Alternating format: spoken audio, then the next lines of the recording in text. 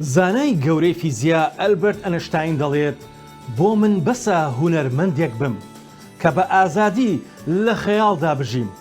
خەیاڵ گرنگترە لە زانین، چونکە زانین سنووردارە، خەیاڵ باڵ دەکێشێت بەسەر جیهاندا. لە واشنگتن دیسیەوە سڵاوی ستافی زایاڵی داهێنانتان لێبێت.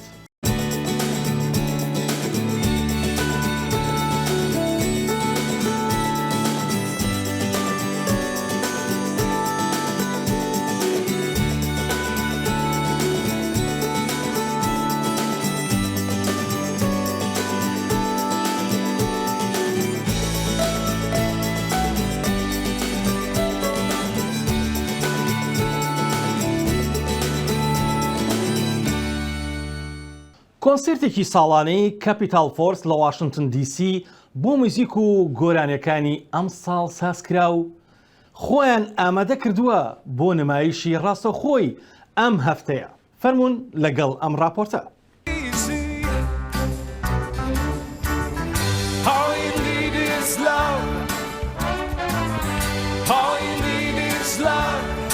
میکی گایتن میوانداری ساڵانەی چوارەمین کۆنسرت دەکات لە واشنگتن کە سینتیا ئێریڤۆ و ئاندی گرامەر و گلۆریا گەینۆر تیایدا بەشدارن.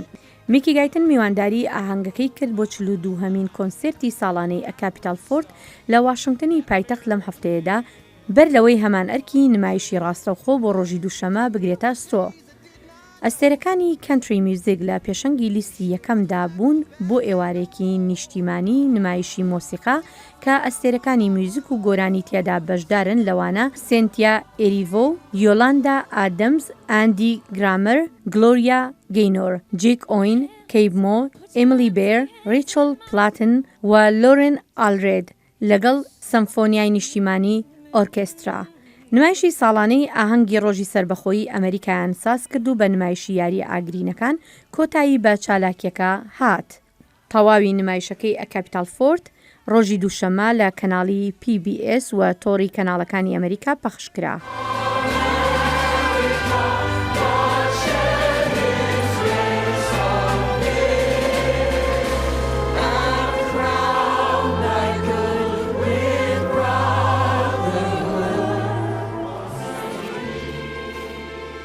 پاش 15 ساڵ ژیان لە ئەمستردام ماوەی 10 ساڵە لە شاری لەندەن دەژی.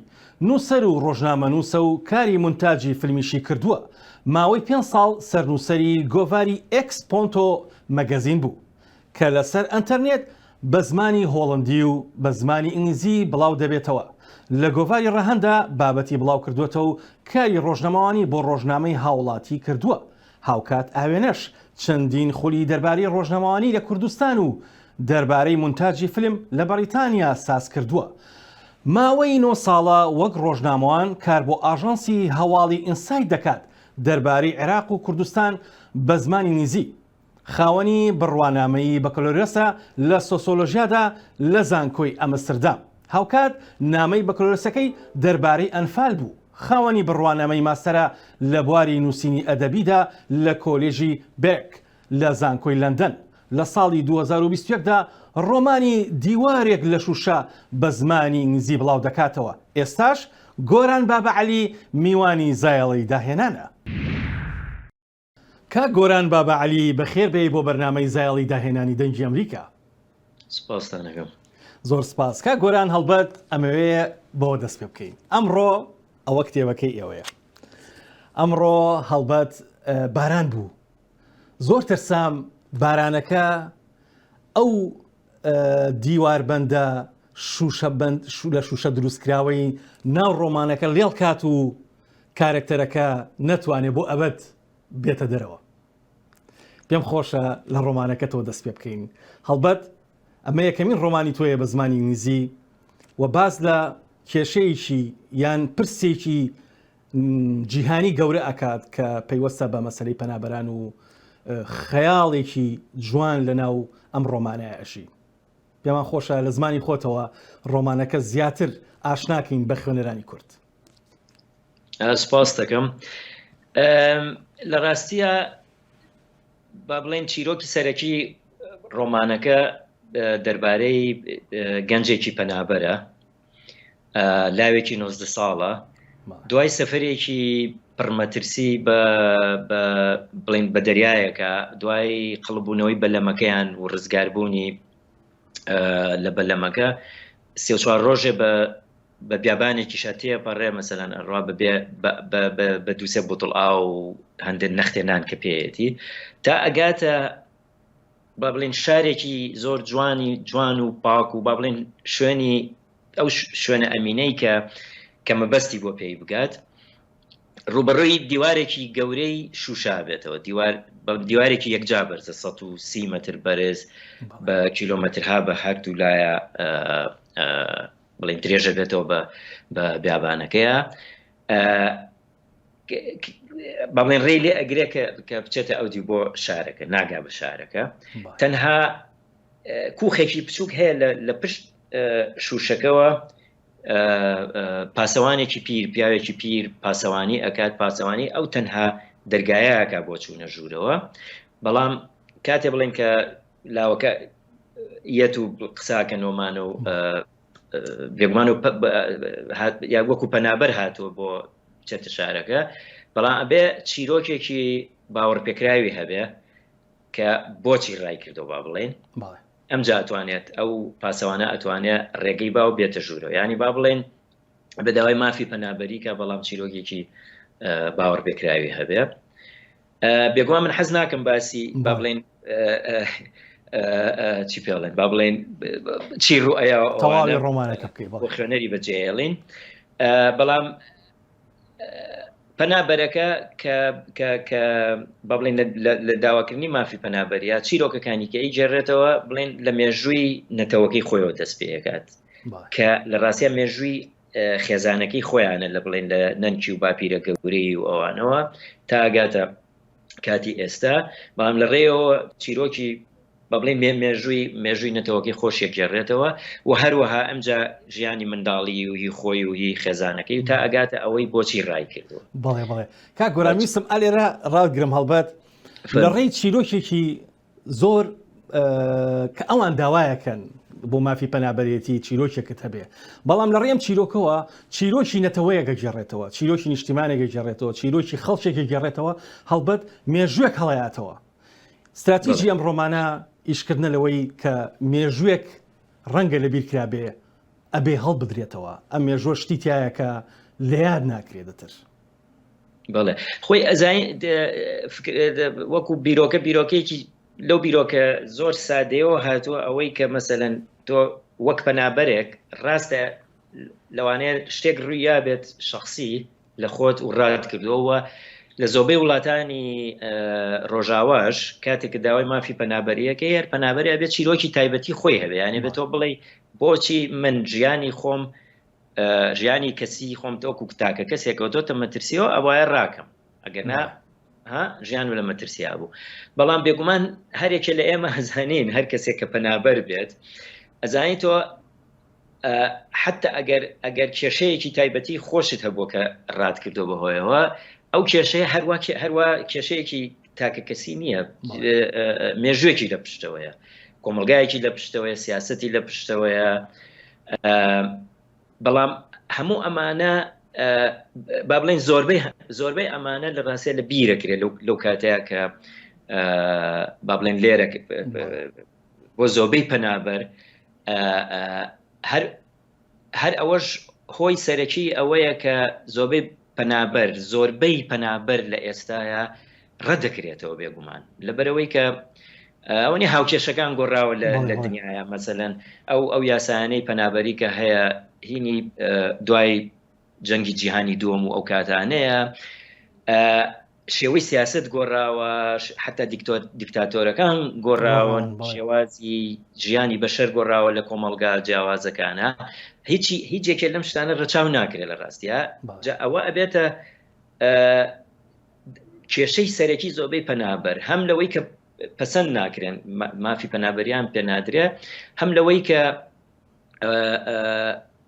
شێوەی مامەڵەکردن لەگەڵ تۆ وەکو تاکە کەسێک لەو کۆمەڵگا تازەیە کەیتە ناوی ینی با بڵێن فکرەکە لەو فکرە سادەیەوە هاتۆ بەزیتر من هەوڵم ماوە بڵێن لە ڕێی ڕووداوەکانەوە لە ڕێی ئەو گفتوگۆیەوە کە لە بینی ئارمان بڵین کارکتەر بەنابەرەکەیە لەگەڵ پاسەوانەکەی پشوشەکەەوە ڕۆیە لە ڕێوانی هەوڵماوە بڵین ئەوە بە بڵێن تا ڕادەیەک سیمبۆلیە. زۆر خۆشحاڵ بین جارێکتر بە دیدارە شاد بینەوە. سپاس بۆ کاتەی پێت بەخشین کە گۆران بابەعەلی بۆ زایاڵی داهێنانی دەنگی ئەمریکا. سپاس بۆ ئێوەش.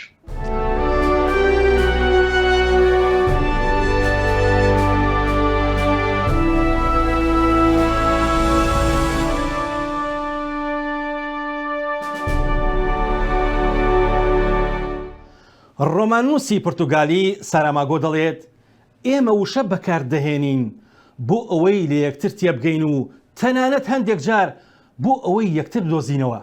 بەڵام وێنەکانیش کەم نین، وێنەکان دەتوانن مێژوو بگێڕنەوە و جوانی بنووسنەوە.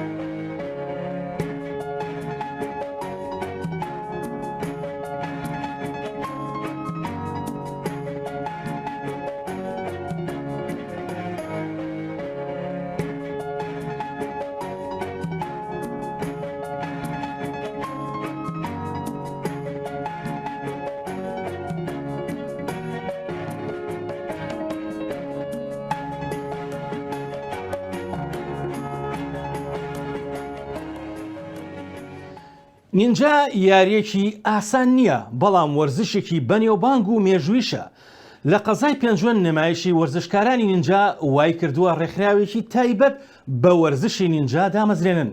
ژمارەیەکی بەرچاو لە کوڕان و کچان بەشداریان کردووە لەم وەرزشەدا. ئەوان دەچنە شاخ و دەشت و کێوەکان بۆ ڕاهێنان و نمایشەکانیان. فەرحان هەورامانی بۆ زایاڵە میوانی ئەو نمایشە بوو. وەرزشی نینجایە لە هەرێمی کوردستان بە یەکێک لە هونەرە جەنگیەکاندا دەنرێت. ئێستا ڕێکخراوێکی بەناوەوە بۆ دروست بووە کە لە قەزای پێنجوێنن. چەند ساڵێکە کوڕان و کچان وەرزشەکە ئەنجام دەدەن. ڕێکخراو نینجا لە کوردستان لە یەکی 2017 مەرزا. ئەم ڕێکخراوە لە سەرتاسەری عێراقا یەکەمە، یەکەم کەسین کە هێناومانێتە بەشی عێراقەوە. خۆشبەختانە لە ئاستی کوردستانە نامەیەکی زۆر بۆ پەیژەکانمان نییە کە ئاڵەن تکاتان لە یەکەین لە شارەکانی ئێمەش ئادای بنێن و کە ئێمەش بتوانین سوودمەند بین لە وەرزشە. لە بۆنە تایبەتیەکاندا ئەندامانی گروپەکە پێکەوە کۆ دەبنەوە. هونەرە جەنگیەکانی نینجا نمایش دەکەن. لە ناو ئەوانیشدا جگە لە کوڕان کچانیش بەشداری دەکەن و خۆیان دەڵێن وەرزشەکە پەیوەست نییە بە ڕەگەزەوە و کەشێکی ئارامی بۆ دروست کردوون. سەرەتا کە سێریکەی زۆر خۆرس دیارە، بەس کەچیتە ناو یاریەکەەوە ناو تەمرینەکانەوە زۆر چێژی بەخشە زۆر زۆر دوای ئەوە هەست بە ئیسراحەتێکی تەواوەتیەکەی بەڕاستی چێژی خۆی هەیە، با قورسیش بێ بەڵام هەر چێژی هەیە. وەکوی لە فێرگەی نینجا بەشی کشان هەیە، هیوادارم ئەو ڕێشکە بشکێندرێت، بێگومان کچەکانیش ئەتوان بێن یاری وەرزش بکەن و بێگومان بێنە فێرگە و فێرگەی نینجاوە. لە هەفتەیەکدا 3 ڕۆژ وەرزشکارەکان ڕاهێنان لە هونەرە جیاوازەکانی نینجا دەکەن، جگە لە پێدانی ڕێنمایی دەرونی و گەڕانەوەی ئەو کەسانی کە گۆشەگیرن، جەستەیەکی بەهێز و خاڵە بەهێزەکان لە پێناو مرۆڤایەتی و مرۆڤبوون فێریان دەکرێت. ئێمە لە هەفتەیەکە 3 ڕۆژ ڕاهێنان مەشقڕاهێنانیان بە یاریزانەکانمان نەکەین. ڕۆژانی یەکشەممەمان تایبەتە بە کاتا و فەنەختالیەکان، واتە چۆنێتی دیفاعکردن لە خۆیان لەو چەکانی کە لە شەڕ ڕوبەڕوو دەبێتەوە. لە ڕۆژانی سێشەمان تایبەتە بە تەخلە لێدان کە بەشی جومبازی پێوترێ. ڕۆژانی پێنجشەمانیشمان بۆ بەهێزکردنی جەستەی، واتە توانم من بڵێم لە بەشی نینجا 3 ڕاهێنانی تیا کە بگرێت زیاتریش، چونکە هەندێک ڕاهێنانی ڕۆژانی یەکشەمانیش تایبەتە بە دەروونناسیە و فێرخوازانی کە گۆشەگیرن یان گەڕینەوە ناو فێرخواز پیان ئەڵێن قسەیان بۆکەن کە ئێوە پێویستەکە پەیوەندی بە ژیانەوەکەن هەموو شتێک لە شتێکا کۆن نەکەنەوە. ڕێکخراوەکە 190 فێرخوازی هەیە، پشتوێنی جیاجیایان هەیە لە وەرزشەکەدا وە خۆیان دەڵێن لەسەر جەم شارەکان داوامان لێ دەکەن فێری وەرزشەکەیان بکەین. لە سەرەتای ساڵی نوێوە لە پارێزگای سلێمانیش لقێک دەکەنەوە. ڕاهێنانەکانمان سێ بەشن: پارکۆر و کە پێڵین جومباز و بتوڵە و شەوانی یەکشەمە کە پێڵین کاتە. نینجا وەرزشێکی چینیە و لە ناو سروشدا دەکرێت، بەڵام لە هەرێمی کوردستاندا زۆرن ئەم وەرزشە ئەنجام دەدەن. نمایشەکانیان بووەتە هۆی سەرنجڕاکێشانی خەڵک و ژمارەیەکی زۆریش بینەر کۆ دەکەنەوە. فەرحان هەورامانی، دەنگی ئەمریکا، پێنجوێن.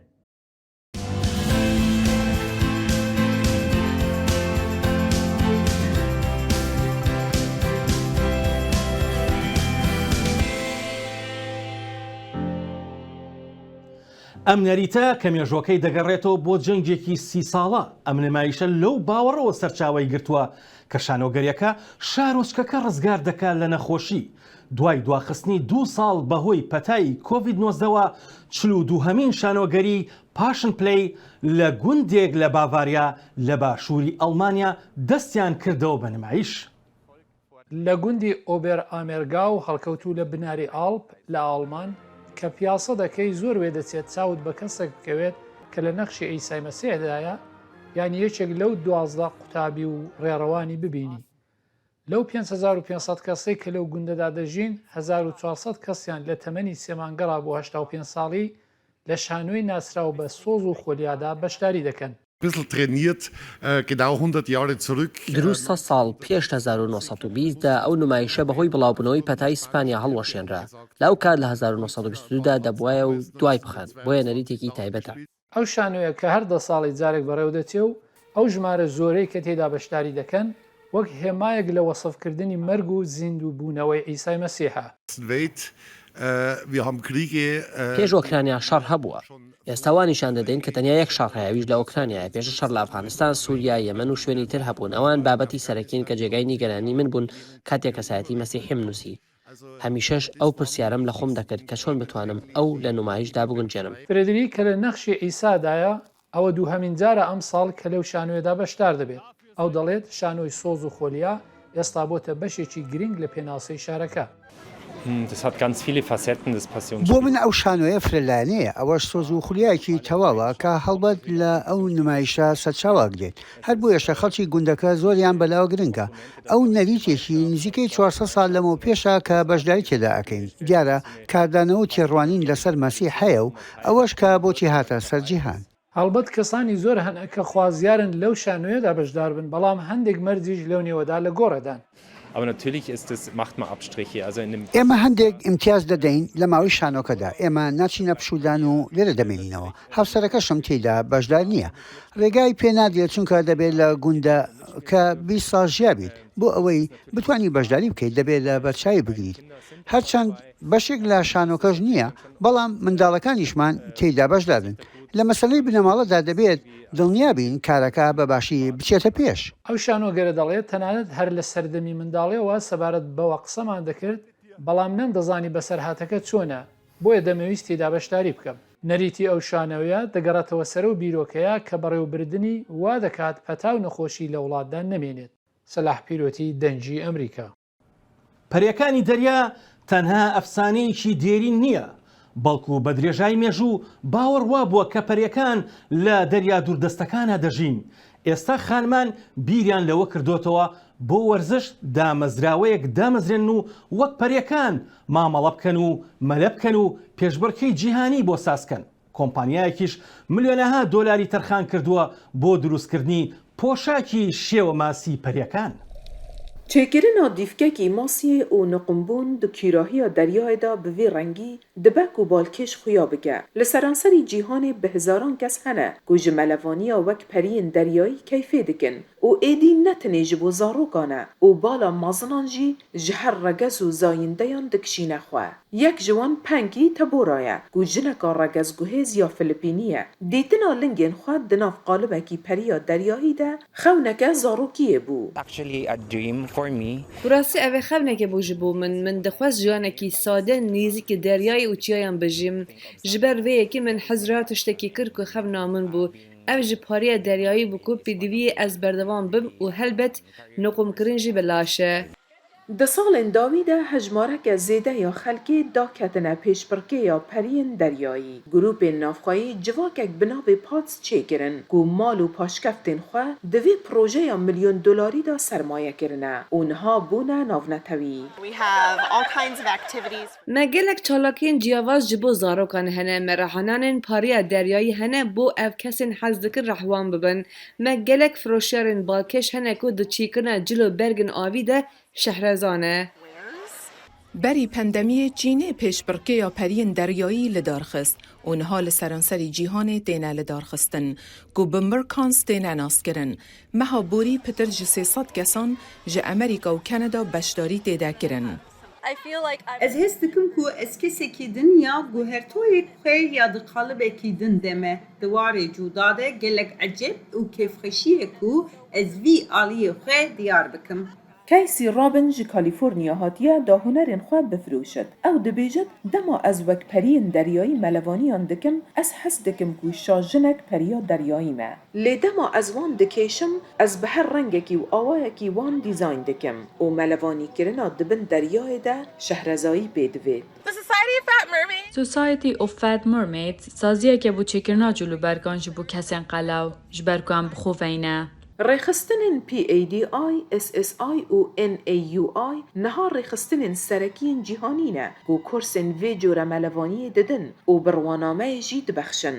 Giraniya van cilûbergan jî 23 kîlo ye û bihayê herê giran nêzîkî 6000 dolar e û berxwekirina wan jî nesanahî ye. Periyên deryayî gelek balkêş û dinyayeka din e bo min. Ez gelek heşwan dikim. Dema zarok jî bo min gelek heşperiyên deryayî dikir. Ji ber hindê ev wekî xewneka zarokî ye ku bûye rastî. Di gel ku niha ev kare serdest e, wêneyên balkêşên periyên deryayî ku dîfkên wan dibiristin li ser medyayên civakî bala xelkê dikişîne. Filîma The Little Mermaid ku çîroka wê ji aliyê Hans Christian Andersen li sala 1836 hatiye nivîsîn, li nav periyên deryayî de binavûdeng e. û Disney Animation jî ji heman tiştî wergirtiye. Niha pêlekan û ya hezkirina periyên deryayî digel filîmek mûzîka xeyalî li ser vê çendê heye ku qewle meha 5 ya sala bê derkeve. Helen Cindy, dengê Amerîka. شێر و ورچەکانی باخچەی ئاژەڵانی بەغداش گەرما پڕووکاندوونی بە ناچاری کارمەندەکانی ئەبێ پانکە و فێنکردەوەیان بۆ دابینکردن و سەهەوڵاویان بۆ دروست دەکەن. فەرمونون لەگەڵ ئەم راپۆرتە لە بەغداوە. پڵنگەکانی سیبریای باخچەی ئاژەڵانی بەغدا لە تاو گەرما چوونەتە ناو ئاوەوە. ئاخر پلەی گەرما لە بەغدای پایتەختی عێراق 45 پلەی سەدیە. کارمەندانی باخچەی ئاژەڵانی زەورا لە بەغدا بەهۆی گەرماوە سەرقاڵی دابینکردنی کەشێکی شیاون بۆ ئاژەڵەکانیان بۆ ورچەکان و ئەسپ و مەیمون و ئاژەڵەکانی تر. فێنکەرەوەیان داناوە جارجارەش ئاوڕشیان کردنیان بە ئاو. توانیمان فێنکەرەوە دابین بکەین یان دروستکردنی هەندێک حوزی مەلەکردن. هەروە خواردنەکانیش بە بەستویی دەیاندەینێ و ئاوڕێشنکردنیان بە ئاو هەمووشی لە پێناو کەمکردنەوەی پلەی گەرمای جەستەی ئاژەڵەکانە. لە دوای ڕووخانی ڕژەمی سەدام حوسێن لە سای 2003ەوە باخچەی ئاژەڵان لەلایەن تاڵانچیەکانەوە تاڵان کرا.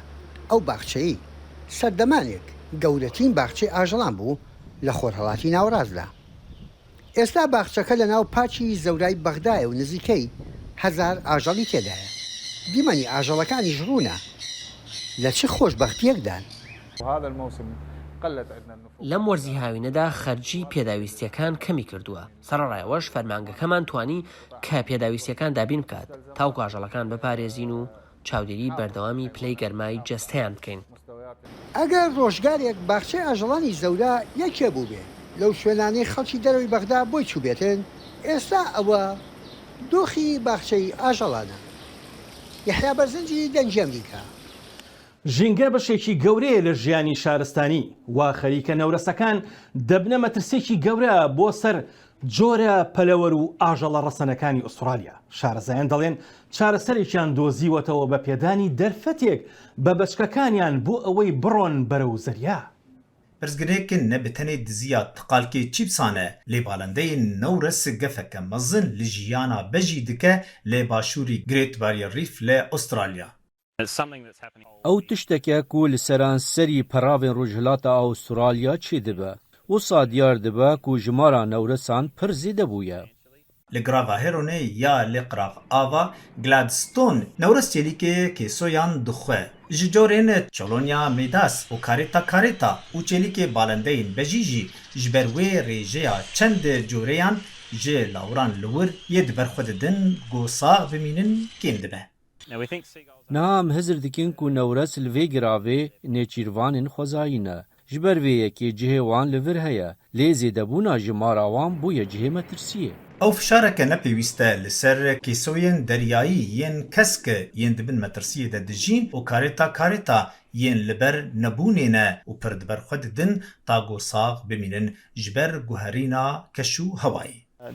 Divê ew ne li vir bin bi vê hejmara zêde. Lê mirov wan diçerînin. Ew li giravê hêlînên xwe çê dikin. Ew xwarinê dixwin. Ew ji bajaran têne vir. Parêzerên deryayî ji bo kêmkirina jimara wan rêkeke jêhatî peyda kirine. Tiştê ku ew dikin ew e hêkan dibin û li şûna wan tovkên pandanûsê dixwin. We tovkên pandanûsê dîtine? Ew mîna hêkan e. Ji ber vê yekê ew hêkan radikin û li şûna wan tovkên pandanûsê datînin û ew bi mehan li ser tovkên pandanûsê kurg dibin. Li grava Hêronê mêvanan pêş didin ji bo parastina çêlîkên kêsoyan bi tirsandina newresan got nêzik nebin û mêvan dikarin tiqalkên çîpsên xwe ji xwe re bihêlin. Hem li vir û hem li welatê xwe ji kerema xwe xwarinê nedin newresan. Bi vê xebatê derfeteke baş li pêşa çêlîkên kêsoyan heye got derbasî deryayeke pak û zelal bibin û li nav bijîn. Luqman Ehmed, Dengê Amerîka. ڕۆمانوسی ئەمریکایی جۆرج R.R. مارتن لە ڕۆمانی سەمایەک لەگەڵ ئەژدیهاکاندا دەڵێت خوێنەر پێش مردنی هەزار ژیان دەژی ئەو پیاوەی هەرگیز ناخوێنێتەوە تەنها یەک جار دەژی تا زایڵەیەکی دیکە و خەم و جوانیشی دیکەی جیهان ماڵەوە.